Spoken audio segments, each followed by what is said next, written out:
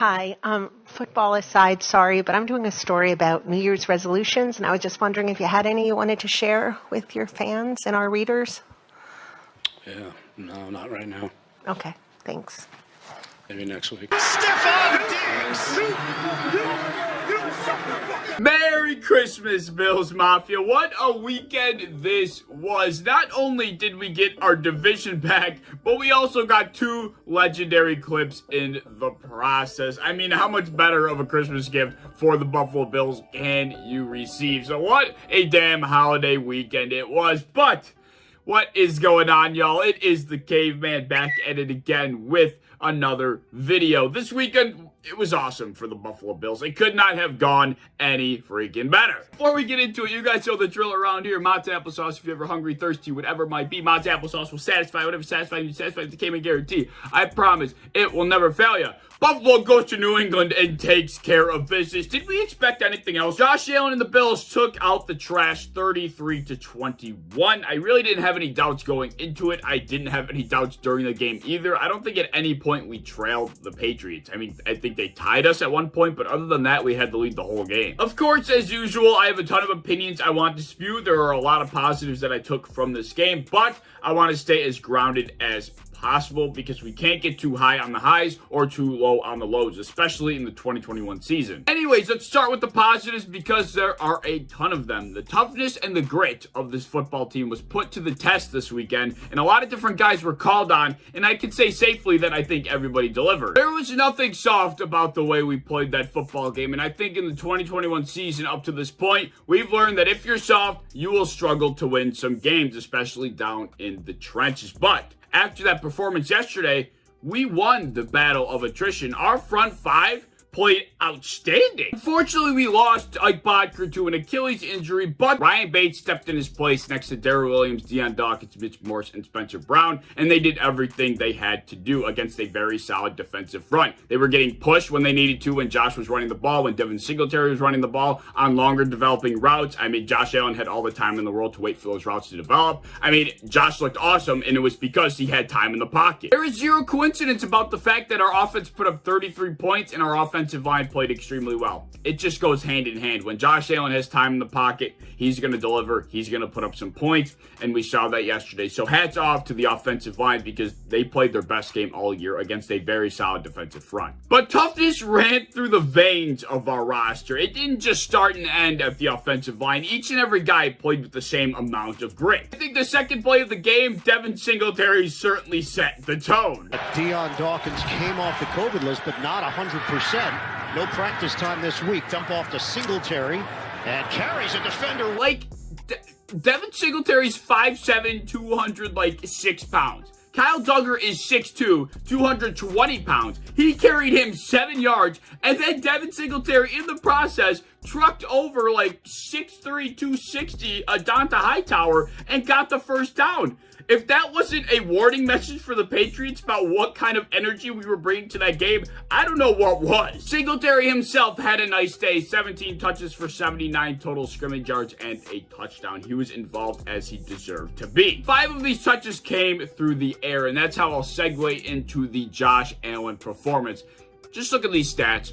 I mean, he did Josh Allen things. Did he do anything that shocked us? Yes and no. I mean, you see Josh do what he did yesterday, and you're just like, that's Josh Allen. That's our Superman quarterback. That's what he does. But what was super impressive was the maturity that Josh Allen showed in this game. In the first half, all the Patriots did was give him the checkdowns, and that's why Devin Singletary had 5 touches through the air in what I believe was the first half, because they were giving him that. And then eventually, later on in the game, they were forced to respect the Devin Singletary dump-off, and that just extended the plays downfield for Josh. I think he eventually just got bored and started throwing a couple shovel passes because he did that. He threw 2 or 3 shovel passes, and I was like, this dude is a crackhead. And then obviously he showed his commitment on a couple carries where he just made Patriots defenders look absolutely stupid. Allen, taken, running, Allen, the cut and the first down. It's honestly like a creative player in Madden. Like, if somebody went into Madden and made up a quarterback for their franchise mode, it would be Josh Allen. The dude's 6'5", 99 throw power, 90+ accuracy across the board. The dude's a broken play master. Not to mention,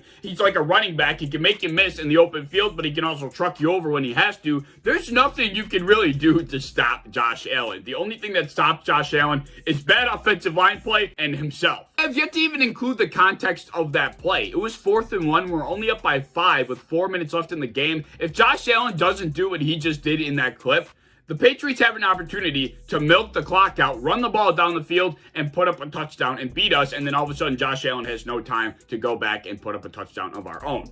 So, I mean, that was a humongous play. That pretty much sealed the deal. And as for the pass catchers, we had an unlikely suspect step up to the plate. I think Stephon Diggs was the Robin to Isaiah McKenzie's Batman. They were like A and B out there, but McKenzie, I don't think he's had a workload like that in a very long time. Both of these guys went nuclear against the Patriots this weekend. With Cole Beasley and Gabe Davis out, somebody had to answer the call, and I thought it was going to be Dawson Knox, just like most Bills fans, but it ended up being Isaiah McKenzie. The dude was a monster. He couldn't be stopped, he couldn't be guarded, and he was catching almost everything. Like I mentioned, he hasn't had a workload like that in a while, but I think it's safe to say he handled it like an every down receiver, and he certainly deserves some work going forward. I don't know what shit we were on before this game, but I hope to God we're on it going forward, because we're not losing a single game if that's the performance we put on week in and week out. The offense deserves a lot of credit for one hell of a performance, and the defense, they played well too. I mean, I'm not going to exclude them. There's a couple other things that I will say, but 2 turnovers were extremely huge. Every week it's extremely big to win the turnover battle. When your offense isn't giving the ball away and you're taking the ball away from the opposing offense, it's going to be hard for you to lose. And we also held Mac Jones to like 140 yards, so I think it was a pretty solid day for the defense as well. Those were my ultra positives. I have a couple thoughts that were not really negatives, but just some things that I was kind of indifferent about this game that I want to mention. And I will start with the defense. I thought they played very well. They did what they had to do. They had a couple stops at the beginning that allowed our offense to get going and take the lead that we garnered. But there, like I said, there were just times in that game where I was just like, what in God's name are we doing? For the love of everything good, stop the run, please. Damian Harris over 100 yards again. I mean, it was just so frustrating. That was the only way they could move the ball. The only way they could move the ball was by putting it in Damian Harris's hands. And for some reason, we were scared of Mac Jones. I don't know how else to put it. We were scared of Mac Jones and his arm. We were scared of Mac Jones and his legs at some point. I mean,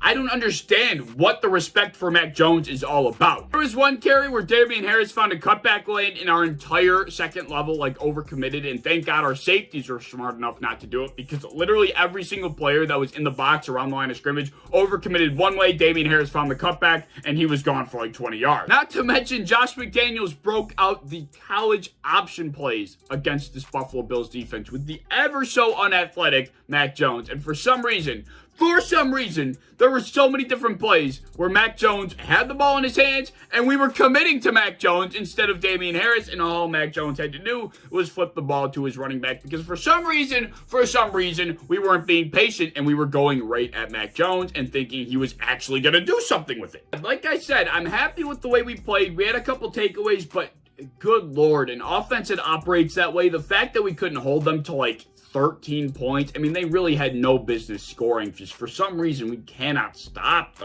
freaking run. Shifting back to the offense, I mean, they played well. There was only one drive where I was like, oh my God, that drive after the first Mac Jones interception where Zach Moss had a first down carry. He got tripped on like air. I still don't know what Zach Moss tripped on. He had the biggest hole on God's green earth and he somehow fell at the 1 yard line. And then all of a sudden it's 2nd and 1 and Brian Dable decides it's dumbass hour and we don't run the ball a single time on the goal line. I mean, I was just like, oh my God. Josh Allen could have very easily punched that in with his legs, but for some reason Brian Dable wanted to pass. I don't know why, but I can't say we didn't have our opportunities to put up points, because on 4th down, Josh Allen made a play and Emmanuel Sanders dropped the ball. That was an absolute drive of incompetency. Anyways, I have a quick question. Jake Kumro later in the game found himself wide open in the end zone behind the secondary, and Josh Allen didn't put the ball in the best place, But in my personal opinion, I thought Jay Kumaro should have absolutely come down with that ball. But yeah, I just want to know who you think gets blamed for that. Not that it matters, but it was an argument between some of my family members, so I'm asking you. And my final thought is about how Sean McDermott coached this game. And for the first time, he was aggressive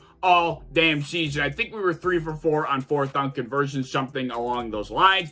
And we went for it when we had to. We were aggressive in situations that we needed to be, and I think it was a big reason why we won that game. I'm thrilled that he finally woke up and decided that was the way we needed to be coached. But I saw some reactions like this one here by Nate Geary, and he's saying how, Sean McDermott deserves all this credit for, being aggressive on 4th down when he had to be, blah, blah, blah. And I don't not agree with that. My reaction to how Sean McDermott coached this game was a little bit more mellow, kind of like how yards per pass reacted here on Twitter. Nothing like how Nate Geary did. It was just more of an expected reaction, if that makes sense. It should have been something that Sean McDermott's been doing all damn season. One of the best quarterbacks in the NFL, surrounded by some of the best offensive personnel. You should be leaving the ball in their hands in those certain situations. Any other top team would be doing that. Bruce Arians with the Bucs, Cliff Kingsbury with Kyler Murray and the Cardinals, Matt LaFleur with Aaron Rodgers, Pat Mahomes and Andy Reid.